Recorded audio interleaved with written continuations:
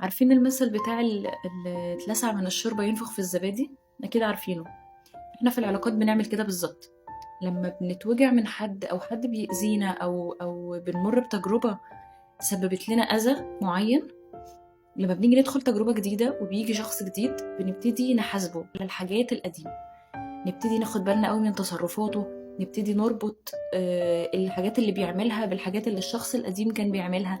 هتلاقوا كلام زي ما انت بتعمل زي فلان، ما فلان كان بيعمل كده، ايوه ما هي كانت بتقول نفس الكلمة دي. فبلاش نحاسب ناس جديدة على غلطات ناس تانية هم ما يعرفوش عنها حاجة. كل تجربة ليها ظروفها وليها عقليتها وليها نضجها.